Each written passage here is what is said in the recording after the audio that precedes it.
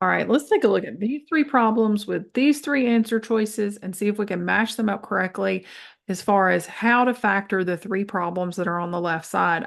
My point here is that I want so much to help you figure out when is the pattern working, when is it not working, because factoring is tough. It's not a simple process, and anytime you can recognize a pattern, that's something that's really going to help you to move more quickly through a problem and work the rest of the problem as you get into algebra 2 and pre-cal.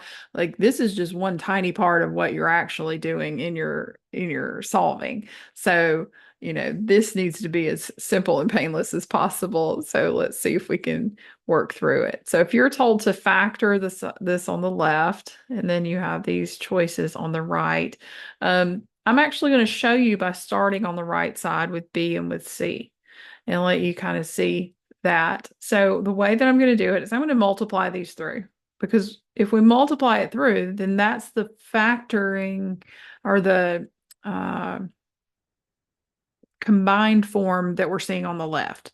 We should be able to find one of those. So over here, I've got 4x times 4x is 16x squared, which is good because that's how all of these start, right? 4x times negative 5 is negative 20x. 5 times 4x is positive 20x.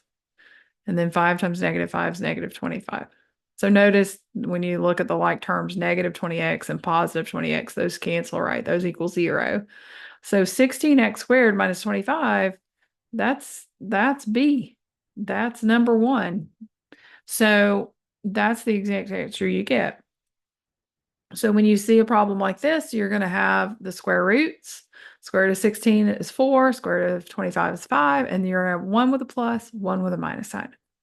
Okay, well, let's look at C. Let's do a different color. So 4x minus 5 squared, that means 4x minus 5 times itself, right? Anything squared is that thing times itself. So 4x times 4x, that's 16x squared. That's good. That's our first term for every one of these. And then 4x times negative 5 is negative 20x. And then we'll multiply the negative 5 times 4 is negative 20x again. And then negative 5 times negative 5 is positive 25.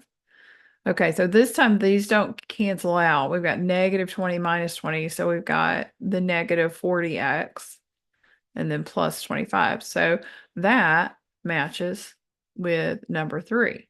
So that goes together. Okay.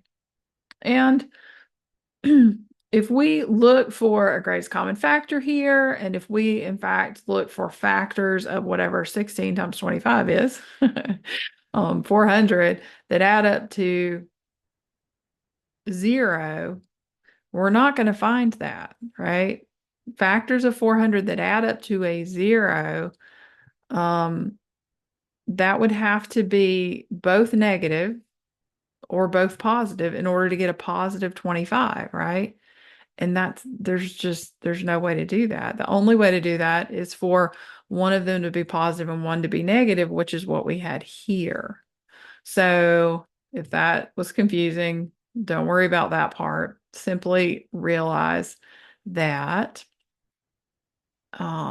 16x squared plus 25, I'm not going to make you sit here all day and try to factor it out when it doesn't work. It is not factorable. You're not going to find a solution for that. The problem with this is the plus sign. So plus signs are a problem when you're looking for a pattern. And it's just two parts. I tried to do some alliteration there to kind of help you figure it out. Now, take a look at the third one.